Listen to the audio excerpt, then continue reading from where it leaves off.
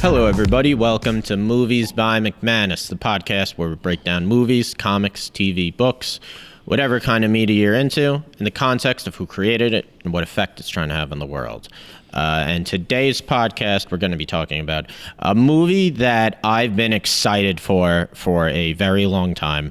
It stars two of my favorite new actors, Judas and the Black Messiah. And it was just released not that long ago, though it might be a while since these videos come out later, on HBO Max. It was going to be in theaters, but obviously through the pandemic, Warner Brothers has kind of decided to release all of their movies through HBO Max, which is kind of like their streaming service now.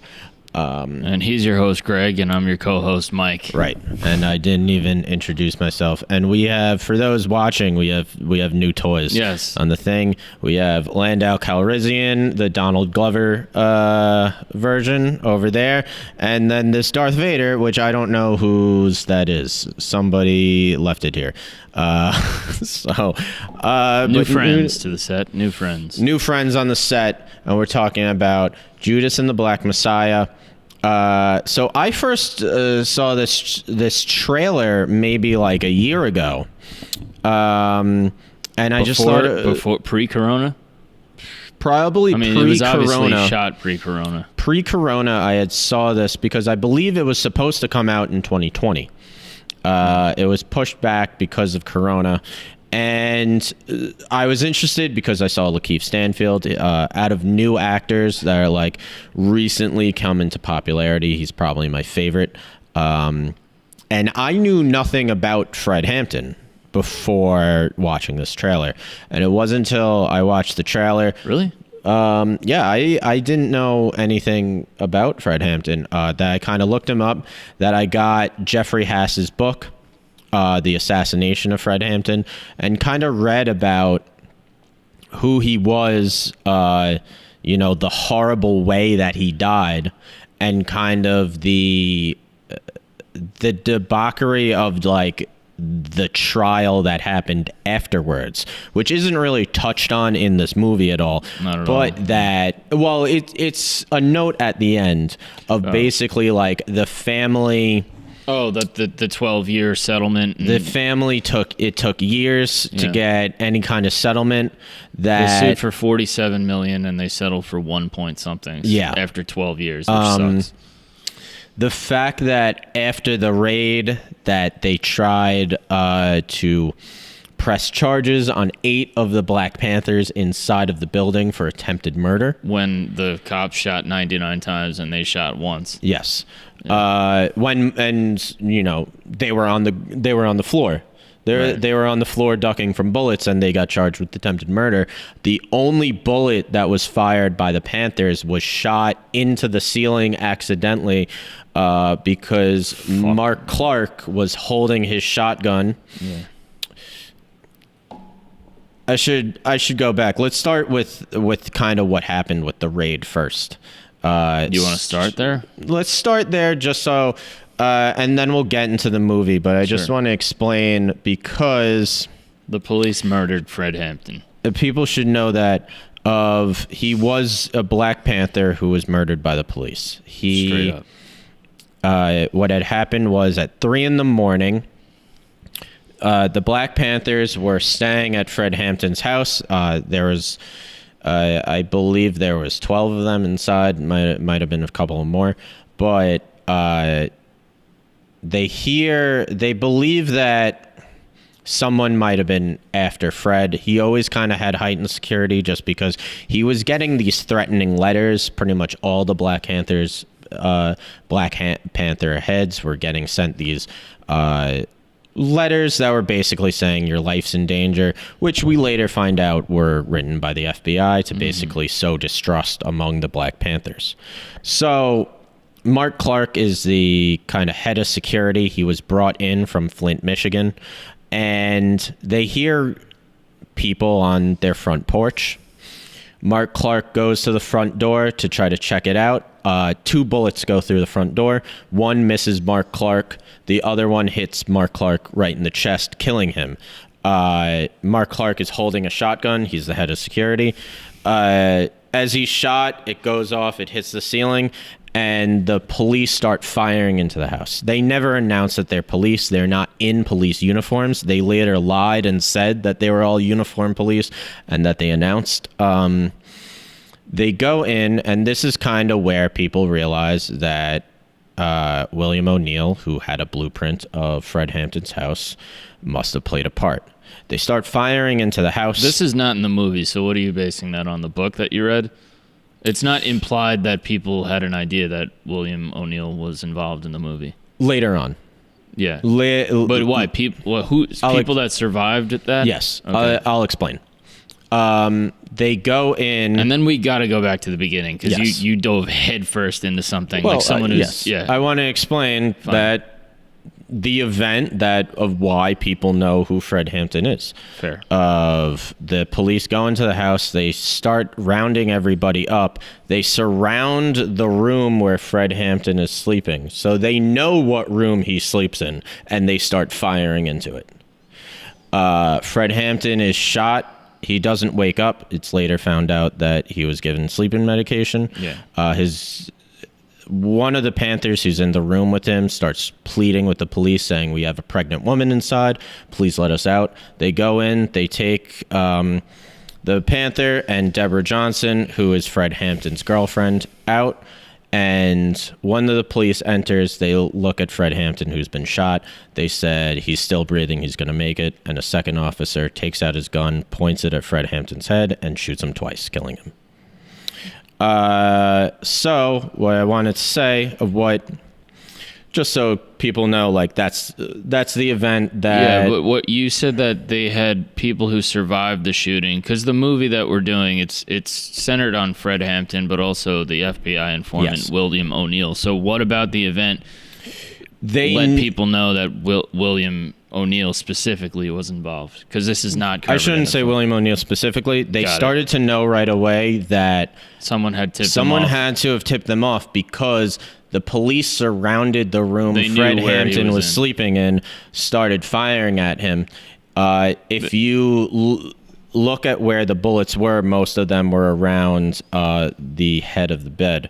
So not only did they know which room he slept in, they knew where his bed was. Yeah, got it. So back to back to kind of this movie. Shaka King has always said that everybody knows how Fred Hampton died, but they don't know much about his life.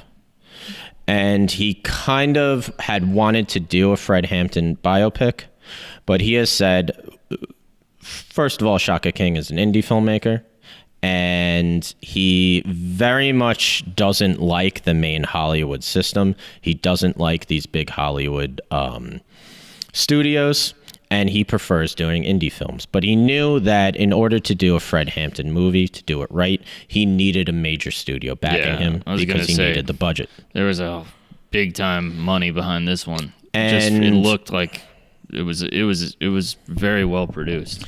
And he understands that for years, people have been trying to do a Fred Hampton biopic. In 2014, F. Gary Gray was trying to get one off the ground. And he decides that he's going to do his movie differently. It's going to be The Departed inside the world of the Black Panthers. And he kind of decides that that's an easier pitch to mainstream executives, because he's like, I go in there and I say, I want to do a biopic about Fred Hampton.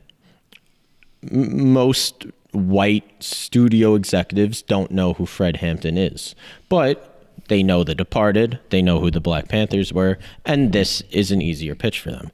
And he said that it was more important that just the story of Fred Hampton gets told and that people know who he was. And he's like, hopefully, because now through this movie, it's in the public consciousness, that maybe at some point we'll get like a mini series that's actually a biopic telling the entire story of Fred Hampton's life. And I do like this idea of like, it's not the movie he wanted to make, but bringing this story to the forefront was more important for him. It's a badass movie too. It is, and it is a good movie. Great movie. And that's, I'm not saying, I'm not even saying that like. No, I get your point. That he's saying like this is sort of like it's a victory to get, you know, a major Fred Hampton movie out there. Like, had he had his druthers, maybe he would do, like you're saying, an 8-part like intensive on like, you know, let's spend an hour on his childhood. Right. You know, that's not what this is, but it's a fucking badass movie.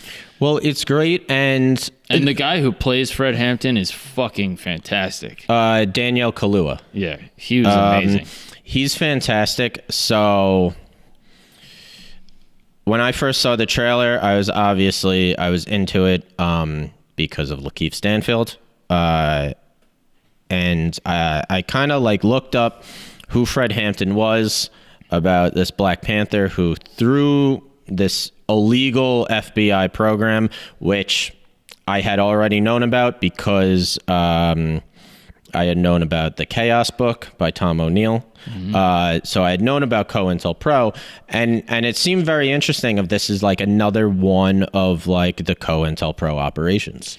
Of that, this was kind of a major, COINTELPRO was a major FBI operation. It was illegal, and the basic goal was, first they were against the anti-war movement, and they wanted to change public opinion about the anti-war movement. Later, they focused pretty much primarily on the Black Panthers. COINTELPRO was oh no, I'm sorry. Chaos was where they were like drugging people into, and then like sort of turning them into killing machines. That's MK Ultra. Oh, I'm sorry. Which is happening at the same time. There's a lot of shady government stuff going on in the 60s. Man, dude, the amount of times in my head I was like, fuck the police. Like watching this movie, you know, I was like, oh my God. Like NWA is just pouring through my head right now. They're so dude. Oh my God, it's so bad. Well, and then if you Google pictures of Fred Hampton's body being like taken out, they're smiling. They're fucking smiling and laughing. Yeah, like it's so bad, dude. Yeah. Like they straight up assassinated this dude. Yes, and it was a COINTELPRO assassination. They later. Roy Mitchell, who's the FBI agent who was William O'Neill handler. By the way, that actor was fucking great too. Jesse something, I forget his last name. He's in a lot of stuff. He's great. He's got that look of white hatred. Yes. Like he's just got that like white like. Well, he was great. Everyone was great in this movie. Yeah, by the way. No, everybody was great. Hoover, fucking Sheen playing Hoover. He was great. Martin Sheen was also great. I didn't even notice it was Martin Sheen at first, and then he looks old as fuck. But I mean, they probably made him up to look like shit. Roy Mitchell, the FBI agent, got who a little was William Philip O'Neill. Seymour Hoffman to him, as far as his look. Sorry to keep interrupting. No, that's right. In the trial later on, he claimed that the Fred Hampton probe had nothing to do with COINTELPRO.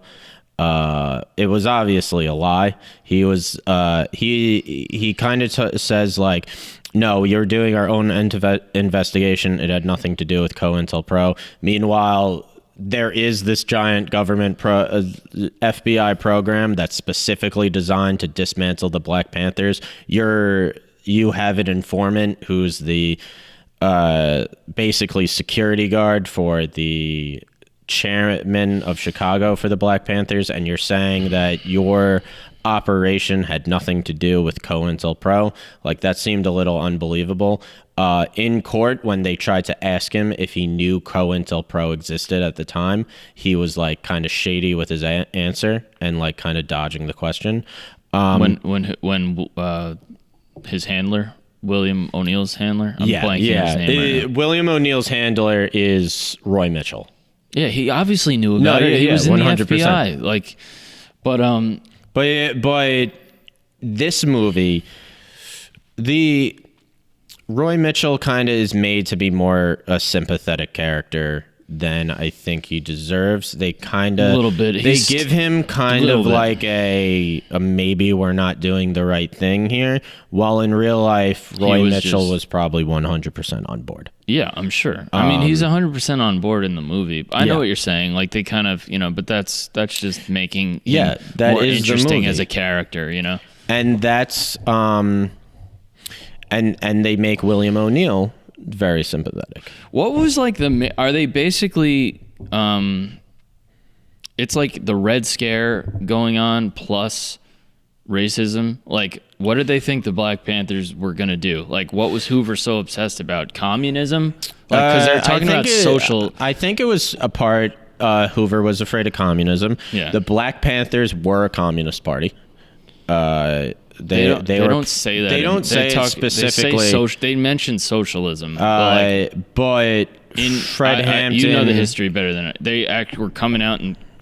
Fred Hampton, at least specifically, was coming out saying that he was supportive of communism. Yeah. I don't know about because Bobby Seale and Huey Newton are really the heads of like the national Black Panther Party in the 60s. I don't know if they were fully in support of communism. I know Fred Hampton was. Yeah. I know Fred Hampton was very into like Che Guevara and like the struggles in kind of all of these South American countries. And he does kind of run at least his chapter sort of like a social communist organization where their goals are basically creating a free breakfast program, which was very important. Important not just in feeding scary communism, trying to feed people. Well, it wasn't just important that he was feeding the kids of Chicago, but also the FBI kind of saw him as such a big threat because of this free breakfast program. Because the way the FBI saw it, at least, was that he was using this to indoctrinate people. He was using this free breakfast program to indoctrinate people, one, and then also because he was supplying poor kids with free breakfast, they're going to be loyal. The Panthers were seen as sympathetic. Right. J. Edgar Hoover wanted the public perception of the Black Panthers to be that these people are terrorists. I know. They kept using the word terrorism. They keep using the use terrorists. Can you point to one? Because that's how they wanted people to view the Panthers. And it's hard to get people to view the Panthers as terrorists when the Panthers are giving their kids breakfast every morning. And even after the death of Fred Hampton, the Chicago government sets up their own free breakfast program to kind of say like, hey, look, we're doing what they did. And then it was quickly dissolved once they realized that there was no need to. Once like after Fred Hampton's death, a lot of the Panthers go underground because they're afraid that, they're next to be murdered. And kind of once that happens and like people stop thinking about the Panthers and people are there's no longer this big sympathetic movement, saying like, yeah, the Panthers may have a point. They're like, all right, well, our free breakfast program is no longer needed, so let's dissolve it. Because it was never about that to begin with. Yeah. Let me go back to I talked about Shaka King. He kind of said, everybody knows how Fred Hampton dies, but people don't know about his life. His life is very like interesting. They mention it like early in the morning. Later in the film. I don't say they mentioned it early in the morning. Greg gets up at 4 in the morning. That's true. I've been up at 4:30. I've been up since 4:30 this morning. They mention it later in the film. Fred Hampton says he was childhood friends with Emmett Till, which is true. And that's kind of the murder of Emmett Till is kind of what drives him to kind of black liberation politics of Emmett Till was a bit older than him, but their moms were best friends. And Emmett Till, he goes down south. A woman accuses him of whistling at him. He's 14 years old, and a mob of white adults murder him. And that, a lot of people speculate that that's kind of the moment he gets into black liberation politics. And one of his first moves is that a few years later, he's a bit older, Chicago integrates their schools. So now he's a black student going to school with white students, but there are no black teachers. It's 100% white teachers. And kind of the first thing he does that gets the attention of the NAACP is he basically, Fred Hampton at 14 or 15, organizes a massive student walkout. That's the other thing that's amazing. Is how young he was. Yeah, he died when he was 21. He organizes, he was 14. He organized the student walkout in Chicago, and he said, we're not going to go to class anymore until you hire black teachers. And they did. Mm-hmm. And so he's brought on by the NAACP to basically run their youth program in Chicago. And he quickly starts butting heads with the NAACP because he believes that they are not radical enough. The NAACP is 100% in support of Martin Luther King and his kind of philosophy on nonviolence. And in 1966, when Martin Luther King comes to Chicago, during a march, they're attacked by a white mob. And the march is supposed to go through the town of Cicero, which Cicero is an area in Chicago which heavily racist. Al Capone used to own Cicero. And Martin Luther King basically decides that he's not going to march through it because, he cares more about his people not getting assaulted and possibly murdered. Yeah. And Fred Hampton is very vocal that he believes Martin Luther King made a mistake by doing this and starts speaking out against Martin Luther King and leaves and leaves the NAACP because the NAACP is we are 100% in support of King. Yeah. Whatever his philosophy of nonviolence, that's our philosophy. So he leaves the NAACP and joins the Panthers. And the Panthers are a much younger group than the NAACP. So even though he's very young, he's able to become their chapter president. And it's his idea to kind of set up this free food program in Chicago and a free medical clinic. And he basically has this socialist ideology of... It's funny, some of the shit that he was saying, it's all right, we're still asking for that in 2021. Yeah, no, exactly. He's talking about you should have access to medical care. But that was another... Fred, if you could see us now, you'd be so proud, man. Yeah, he was first you have free breakfast. Not really. Then free health care, and then free education, and then one day you look up and you freed yourself. And I totally agree. By the end of the 60s... That was my Bernie Sanders impression. That was your Bernie Sanders? It was a good one. It bombed. It was a good Bernie Sanders. My audience of one, it bombed. By the end of the 60s...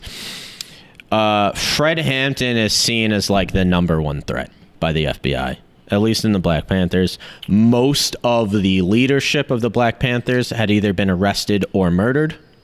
Martin Luther King was dead. Malcolm X was dead.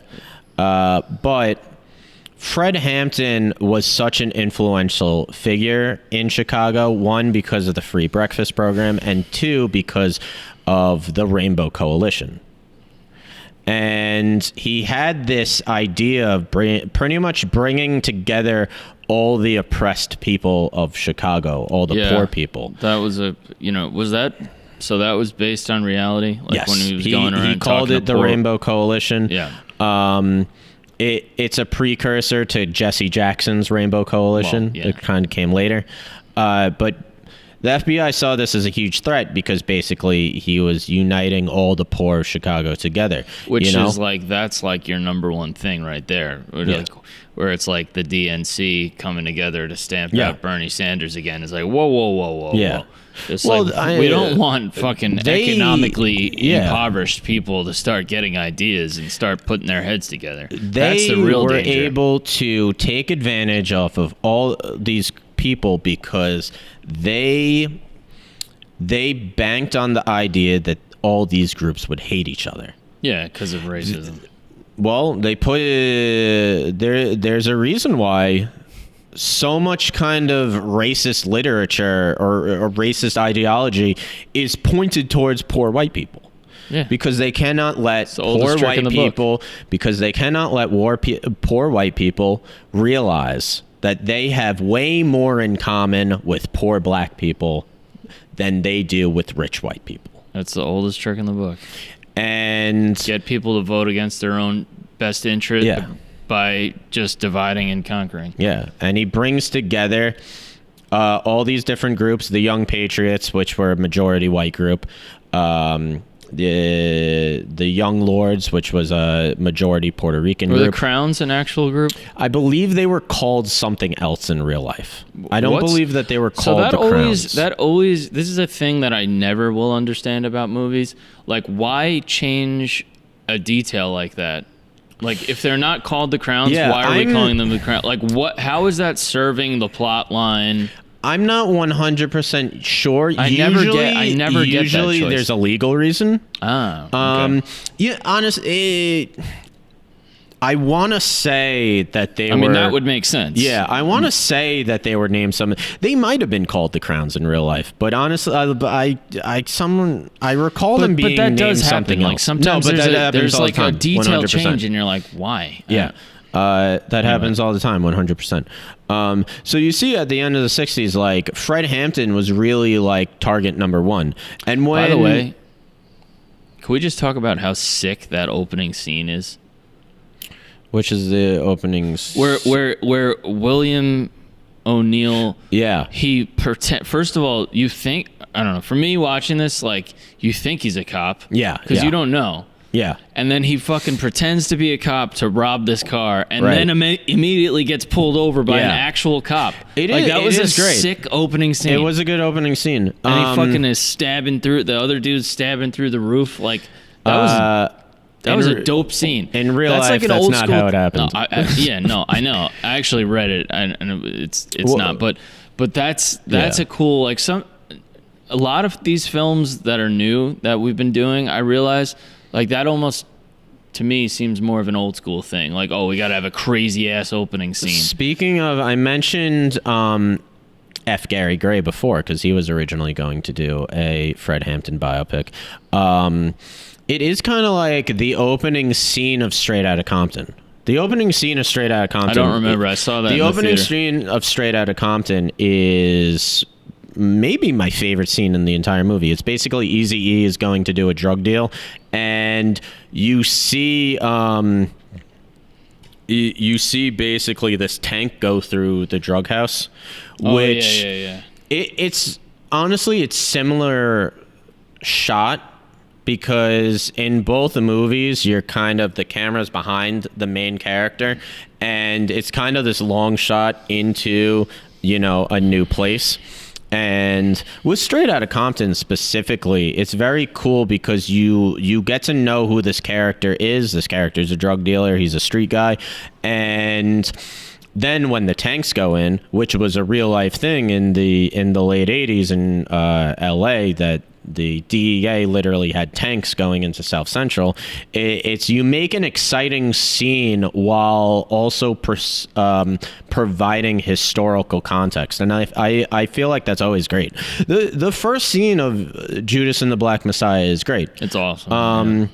It didn't happen like that in real life. He was arrested for the car first. He turned informant and kind of William O'Neill. He was arrested for the car in 66. He turns informant against all these other car thieves. And then I believe 2 years later in 68, he's arrested for impersonating Let's talk about William O'Neill a little bit because we haven't done that yet. We could do that. Well, he's also very young. He's only he's the same age. He's 22. Yeah, he's the same age as Fred Hampton, and the Panthers that are kind of close to him, at least later on, were saying like close to who later on? The Panthers who were close to William O'Neill while he was undercover with them. Yeah, so that's not later on. Well, no, but later on, when it's revealed in like 674. So he stayed undercover after Fred Hampton was killed? No. He leaves the party. He goes and he operates a gas station in New Jersey. And then he's arrested again. Basically, him... So how is he still close to Panthers if he left the party? I'll explain. Okay. He's arrested again in 74. Oh wow! Him and a corrupt New Jersey police chief. They were basically, I forget the details, but they were basically like running this kidnapping scheme. They were kidnapping drug dealers and ransoming them. And he got arrested. He claimed that he was undercover with the FBI doing it, and they were trying to catch this guy, this police chief who was running this hostage scam. I mean, who knows if that's true? Whoa. You can't just claim you're with the FBI. You're either with the FBI or not. No, William O'Neill, when he's arrested, and it's said that he's an FBI informant. He said The people who arrested him did not know he was an FBI informant? No. Is that what you're saying? They didn't know he was an FBI informant. He tells them that he's an FBI informant. He never goes... I don't believe he goes to prison for the kidnapping. For all we know, it was an actual sting operation, and he was still informing for the FBI. How has that never been confirmed? I'm Feels not like sure. That would be a matter of record at this point. I'm not sure, but what a fucking hardcore life that guy led. But basically, not in a good way. That's in 74, around the time that the family of Fred Hampton is suing the Chicago police and also the FBI, because now it's public knowledge that COINTELPRO was a thing. Right. And that COINTELPRO was targeting the Panthers, and that it was an illegal operation. So illegal to whose standards, though? To the U.S. government? It was illegal. I don't know exactly why this operation was illegal, but basically, what was COINTELPRO in writing? We are going to assassinate members of the Black Panther movement. It was basically we are going to incite violence in the Black Panthers. We are going to send anonymous letters to try to turn them against each other with the hopes that they will kill each other, because we want them to be seen as terrorists. Yeah. And that was COINTELPRO, and that's illegal. The FBI doing that is illegal. That's not what the FBI is supposed to do. As we've seen, people it's just a matter of plenty of things can be illegal on paper, but there's never any fucking consequences for really powerful people. So once how many things has Trump done that's illegal? I'm sick of hearing it. Right. Because what consequence ever is going to happen? Fucking never. Jack shit. No. Jack shit. Oh, no. Well, he's digital. They're looking at his finances. Are we really playing this game? We just did this for 5 years. We did this for 5 years. There's no consequence. No. Show me a consequence. Otherwise, you're the fucking... And no one ever went to prison for murdering Fred Hampton. Yeah, well, yeah. And that's what they do, because these government programs... It's not just that... It's not just that there's no accountability. It's that they believe there shouldn't be accountability. Oh, of course. In this country... If there's a police raid against your house, if the police raid a house, look at Breonna Taylor, and it's the wrong house, if the police show up to the wrong house, the person who owns that house isn't allowed to sue for damages. Yeah. Any damages in a police raid, even if they were at the wrong location, Breonna Taylor you can't sue for it. is I don't know the ins and outs of it, but at the end of the day, like, it was either the wrong house or they fucking, they shot and killed, someone who was unarmed, asleep, know, and it's like, where's the repercussion for that? There isn't, and there needs to be more repercussion for law enforcement. There is a huge group. There is a large population in this country who believe there shouldn't be. I know, because we are. Michael Moore was talking about this because I was watching Michael Moore's review of this movie. Also, Michael Moore was talking about on his podcast. He was talking about I didn't even know he has a podcast. He had a podcast. He had Shaka King on, and he had Fred Hampton Jr. on. Oh shit, that's awesome! I gotta check that out. He was talking about there's a large percentage of our population who believe there shouldn't be police accountability. Yeah. Because we are taught from a young age to let the police do whatever they want. Yes. And people have internalized that. They should say you shouldn't talk back to the police. Oh, he got shot? Well, he talked back, so he deserved it. And in this movie, Michael Moore says, like, there are scenes that will be very uncomfortable for white Americans because there are scenes when the police open fire on the Panthers and the Panthers shoot back. And white America is not used to seeing somebody shooting back at the police when they fire at them. I was ready to go. I was like, let's go. Well, I was emotional watching this movie. Like, I was like, dude, when those guys, it's a well done movie. It really fucking tugs at your heart, man. All right, wait, I should go back to William O'Neill. So, in 1964, it's kind of basically now it's public knowledge because he's arrested in New Jersey that he's an FBI informant. I'm just like cutting to in 15 years when I'm like running for office or something, and they're just like, Mike McManus calls for the assassination of police officers. That's not what I said. Well, that's not what you said. Does that matter? All right, fine. Does that matter? They're going to take 5 seconds. But it said if somebody is if anyone is unprovoked and fired at you, don't be surprised if the person fires back. They tried to fucking charge Breonna Taylor's boyfriend with attempted murder. Oh, I'm sorry. Did you burst into my house in the middle of the night, guns blazing? Yeah. And you didn't announce yourself as officers? Sorry. Next time, I generally and they weren't in uniform, right? Either. I generally just let people. Well, I don't know if Breonna Taylor's killers were in uniform or not. I believe it said because originally they were uniformed police. The point is, what are you supposed to? The body cam showed that they in fact weren't in uniform.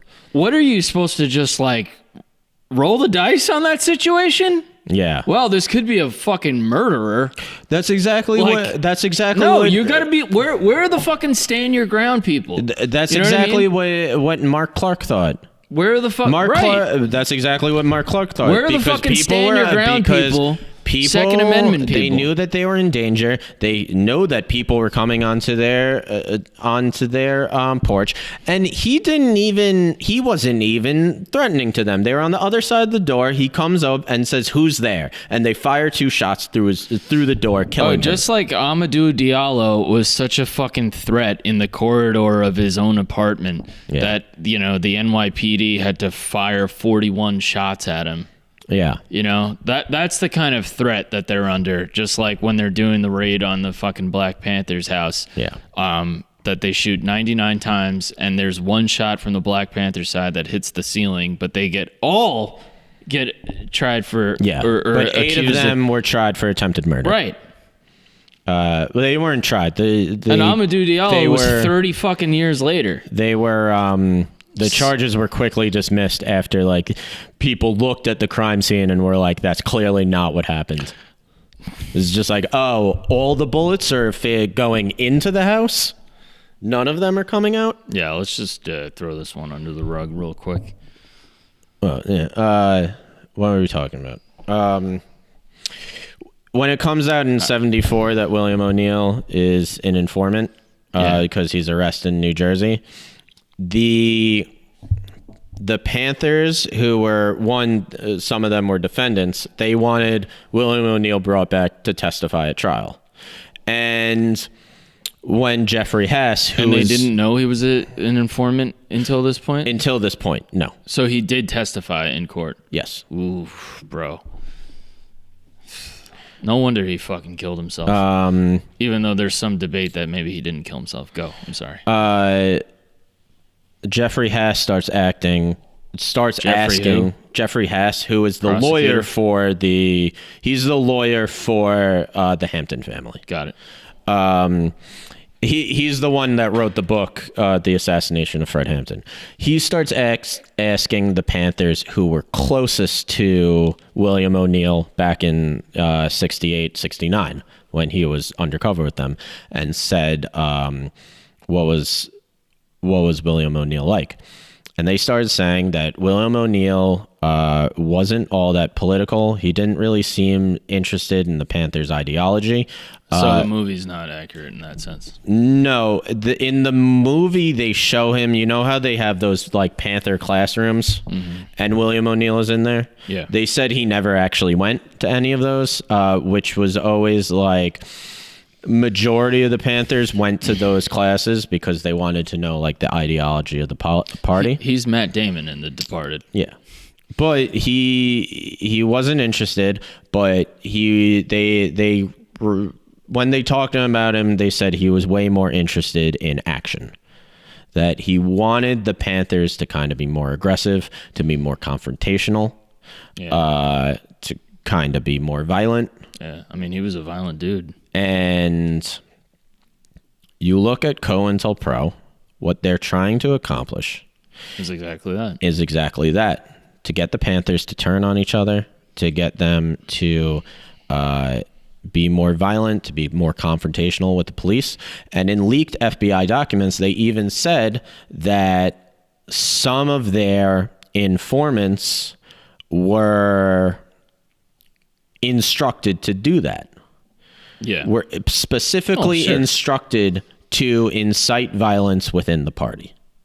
Dude, that's agent provocateurs. That still happens. Like, that was happening at George Floyd protests. Like, that's where the umbrella man. Yeah. Like, that's the whole fucking thing. Like, that mentality is still exists. When William O'Neill is on the stand, fucking playbook from 1965. He tells a different story. Which is what? That he was. Who's he testifying against at this point? He's not testifying against. It's more of like they're more hearings at this point. Right. They're more kind of. But he's admitting that he's an informant. He's admitting that he's an informant, and he said that he actually did. He says like he never tried to inspire violence or anything. That he actually was 100%. On board with the Panther ideology, that he actually respected and loved Fred Hampton, and that he was really only informing for the FBI because he didn't want to go to prison, and that he was really just doing it for that fucking and coward, no other reason. That's another great thing about this movie is I say that William O'Neill is the main character, but it's really more of a dual main character. Yeah, definitely. With William O'Neill and then Fred Hampton. The comparison, I remember Shaka King was talking about the comparison of one, Fred Hampton is the most courageous person you've ever met, versus William O'Neill, one of the most cowardly people. He talks about and not an easy, like, I'm sure the reality of that. Well, here's the thing. Like, we need to know if, like, William O'Neill. Okay, this is why it matters if he killed himself or not. Right. They say he committed suicide. He ran into oncoming traffic. And there was reports that he was drinking earlier in the day. Okay. So whether he killed himself or not is actually important to me. Yeah. It's very curious that it's the same night that the show aired. Yeah. So I guess it seems like he killed himself, and then if you kind of play that out, you go like, okay, well, he was living with guilt this whole time. Right. But it's just... and even I want to know if he really was in his heart, like, upset about how he chose to live his life. But it also seems like he was a fucking really fucked up guy and a fucking crazy criminal. He was kidnapping people before he was, you know, an FBI informant, and then he was like involved in crazy ass shit afterwards. Yeah. So he might have just been a fucking sociopath. I don't know. He's not here to speak for himself. Exactly. But why would he kill himself on that night?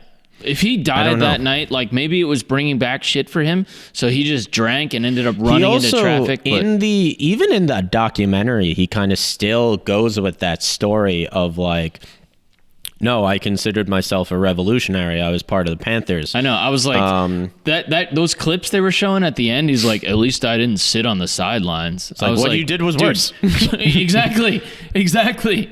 I was like, it would have been better if you sat on the sidelines. You were in fucking enemy territory. Shaka King was talking about with William O'Neill that he had a capitalist mindset. Is like the other. Definitely. He was looking out for himself. The other comparison of like you have Fred Hampton, the socialist mindset, where he's all about the people, where he's about helping the family. He's helping the poor people of Chicago. Even at the end, when he can take the money and he might be able to escape for Cuba or Algeria. Is that based in reality? I don't know if Fred Hampton specifically was planning on running. I know other Panthers did escape to Algeria and other like socialist countries. I don't know if that's specifically with Fred Hampton, if that's true. But then on the other hand, you have William O'Neill, he has the capitalist mindset of it's about me. I'm going to go, if I don't do this, I'm going to go to prison for 5 years, and I will not do that. Yeah, but you know what's crazy? And I'm not saying this is easy. Like, I'm not trying to, he was a coward, like, be like on the side. But what I'm saying is, you think he would have preferred to, in hindsight, just go do those 5 years and then be able to stand up the rest of your life like a man? Yeah. Like knowing you didn't fucking sell. Keith Stanfield even says that like people are too hard on William O'Neill. No, I agree. I don't think you're like, it's not that fucking easy. Like, you have to understand, he was 19 or 20 when he got arrested, and he's looking at 5 years in prison. Which when you're 19 is a fucking forever. At 19 is a while, which, you had already snitched on a bunch of car thieves. And he said he didn't realize how deep it was going to get. Yeah, and he also said, like, he didn't really know about the Panthers. Like, the FBI came to him, said, and you can go. The FBI kept fucking like dangling his freedom to him too. But they're just like, no, we own you. You have to do this. Yeah. Like, even in the movie, but I think that was alluded to in real life too. It probably was. Like, think about this. You're 19. Someone says you can go to prison for 5 years, or you can go to this person's hideout. This person you don't know, because he didn't really know the Panthers, could just go there, tell me what they're doing. Yeah, I'm sure that's how they don't go to 5. Yeah, the problem is they didn't say when that cutoff was. And they didn't say when that cutoff was, and eventually it got to the point where he was if they know that I've been informing for the FBI this entire time, they're going to murder me. Yeah, exactly. No, it definitely, dude, that guy's life. Fred Hampton got murdered, and that guy's life got fucking thrown in the toilet. Yeah. And that's what happened, and that's the story of COINTELPRO. Right. And that's the story of this corrupt program, because J. Edgar Hoover was a racist. Because in the end, I don't think in his heart of hearts he believed that the Black Panthers were going to rise up and overthrow the government. I don't think he really thought that. Well, he was a paranoid maniac. Yeah, but he was also a racist. And he refused to even, until 1961, he refused to admit that the mafia existed. J. Edgar Hoover. What's that got to do with it? Well, I'm just saying, it's the same guy, So, that's true. Yeah, which was way more powerful than the Black Panthers. You look at this where throughout the 50s, who knows? Maybe the mafia is becoming more and more powerful, a legitimate threat to the U.S. government. And he's going after the civil rights leaders. Yeah. In the late 50s, when he's having the FBI write letters to Martin Luther King to try to convince him to kill himself. When he's writing letters to Malcolm X saying, you need to turn against the Nation of Islam because they're going to have you murdered. And he wrote letters to the street gangs of Chicago that Fred Hampton was trying to basically create with his Rainbow Coalition, bring into his Rainbow Coalition. The FBI would write letters to them saying, don't trust Fred Hampton. If I were you, if Fred Hampton came to you, I would kill him. Write them letters Anonymous, pretending to be who? Pretending to be, it would always be signed to like a fellow black brother and something. And later on, even like during the trial. Let's talk about the racist piece of shit, LaPerry. What's the kid from Massapequa who's got his dumbass face up on Park Boulevard? So when the whatever he is, a fucking orange-haired fuck. When he put out the fucking, remember that fake document that was circulating on Facebook during the George Floyd protest? Was that him? Or that's what I've heard. That okay. He, I mean, look, I'm not putting it past it. The point is that like in our town on Long Island, there was a fake document that was like, this is the same thing the FBI was doing on a much smaller scale, obviously. Yes. But they pretended to write a letter as Black Lives Matter saying we're going to march and take back what's ours. And it was written by, from what I understand, the Republican white people. Yeah. Not Black Lives Matter. I read it and immediately knew that it wasn't. I was like, I think our cousin and someone else in our family like had sent it around, and we were like, that's obviously so fake. many people are sharing it. Yeah. And I was like, this is obviously fake. That's a tactic. Like that's same always been tactic. A tactic. Yes, 100%. They wrote letters pathetic, to dude. they wrote letters to Martin Luther King, trying to convince him to kill himself. Oh yeah. They wrote letters to the different groups in Chicago saying Fred Hampton can't be trusted. And they even like in court later on, or like during the hearings, they were asked like why William O'Neill? No, they didn't ask William O'Neill. They asked this people from these different groups of like, when you got this anonymous letter, why did you like immediately think it was bullshit? And he was like, your fellow black brother just sounded too white to me. And they kind of do that in the because in the movie the FBI sends a fake letter to the Crowns on behalf of your fellow black brother. It is I. They best regards. They use the term dig in because the FBI doesn't understand like street slang. I've never even heard of dig in. What does that even mean? I love when the guy's like reading it and he's like, dig in. Like, yeah. Well, but that was real in real life. Fucking and that just shows the fucking ego and the level of pompous jackassery that goes on. Like, no, I got it. I know how these people talk. Like, you're not even like, that's just how this movie makes you really angry. Really angry. The performances in this movie, that they're really good. That's why it makes you so angry. All the bad guys in this movie, like their performances are so good. Yeah, I'm blanking on his last name, but the Jesse, he plays Roy Mitchell, and he was great. He's great. I wanted to fucking slap the shit out of him. You get That's that? How good he was. You know what the thing is? He's good at maybe he believes what he's doing is right.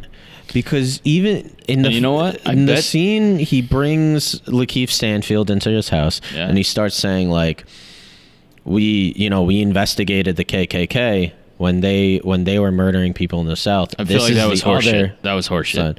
I feel like that was him trying to like maybe it was seem like he was rationalizing it to William, like to maybe get William to be like, no, man, it's a it's a false equivalency. Yeah, but you could also see like how this guy could convince someone. Well, dude, I'm sure a lot of people were convinced. Yeah. You know, that's what brainwashing is. Like, it doesn't, like, the people that stormed the Capitol, like, dude, you think people that are sitting in federal prison right now, some of them have had a wake-up call because they're like, oh, cool. Like, Trump's at CPAC, like, goofing off and telling jokes, and I'm about to do 20 years? That's rad. By the way, apparently, according to QAnon...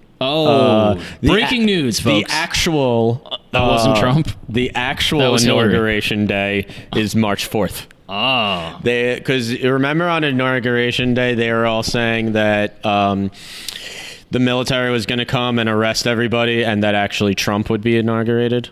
QAnon. Yeah. They were, and then it, it didn't happen. QAnon was saying like, oh, we got it wrong because until like the 1930s, Inauguration Day was originally March 4th. So that's the real day that it's going to happen. Well, it was also like when Biden like was declared the winner in They November. kept saying that it was Trump in a Biden mask. Did you hear that one? No, what? They were like, oh no, that's the Trump in a Biden like mask, and that when Trump gets arrested, because like the impeachment was still going on, they were like, the impeachment trial we're going to see will actually be Biden. That's, I don't even know what you do with that. Conspiracy theorists theories are my favorite. After Biden was declared the winner in November at some point, whatever it was, 2 weeks later, I love how like every QAnon or like right-wing person was just like, oh, so he just decides he's the president of the elect? We just name the president-elect? Yeah. Yeah. We've always done that. Always. The guy who wins the election is called president-elect. Like, it's they acted like this was the first time we ever had that one senator? We've always done that, you fucking moron. The one senator who kind of, like, danced around it when he was just like, I guess someone in that position, it would be appropriate to call them that specific thing. It may be appropriate to call him something else, but wouldn't call Biden the president. Like, Pompeo was just like, yeah, there will be an inauguration of Trump. Like, nah, bro. One thing, I forgot the actress's name. So many crazy people. The actress who plays Deborah Johnson. Who's Deborah Johnson? Fred Hampton's girlfriend. She was awesome. Amazing. I am blanking on her name. She was so great. Daniel Kaluuya has always been great, who plays Fred Hampton. He was tremendous. He was great in Fred Hampton. He's really the role in this movie. Yeah. You know, he's really the most, and he just won the Golden Globe for Best Supporting Actor. For this movie? For this movie, yes. Good for him. And Lakeith Stanfield, I thought he was awesome. I thought he was good. It's probably my least favorite out of all his performances. That's not saying that it's bad. I got the wrong impression because I remember you posting about that, and I remember thinking like, oh wow. But I don't know, I thought he was dope. I thought he nailed I thought he really did the job, which was like to kind of toe that line. Like, well, that's what were your problems with his performance? We got to wrap this up soon, by the way. Okay, I felt like, while you do get in some scenes where he's more loyal to the FBI, in other scenes he's more loyal to... I never got that he was more loyal to the Black Panthers. Really? No. Okay. I thought that he was just acting well. Like, I always seemed like he was out for himself. Okay. I mean, I saw that in some things he was definitely conflicted, but I also feel like he was where he was on the level of how conflicted he was kind of it was kind of dependent scene by scene, where you don't really see it going along with his arc. Like it should be. I agree with that. It should be an arc where he starts more loyal to the FBI, gets more loyal to the Panthers. In the end, decides what to join, go with the FBI. And I feel like it's different per scene. I agree with that. And it doesn't go along an arc. It kind of goes whatever the scene dictates he should be more loyal to is who he's more loyal to. That would be a directing thing. Or it's kind of a screenwriting thing, but I feel like it's really knowing how Lakeith Stanfield is as an actor. If this was any other actor, I probably would be praising this performance. But knowing how amazing he is as an actor, I feel like having that kind of smooth arc and seeing the character change throughout the movie. I get you. Yeah. Just knowing how good he is, I don't like it. He does a great job. If it was any other actor, I'd be praising it. But like it's because just, you're grading him on such a high standard. I'm holding him to Lakeith Stanfield. Yeah. I'm holding him to a Lakeith Stanfield the Stanfield standard. The Stanfield standard. I like that. All right, we should wrap this up. Yeah. Do you have any final thoughts on this movie? Just watch it. Just know your history. Know your history. Know that these things happened. Know your enemy. Rage Against the Machine. But know that these people exist.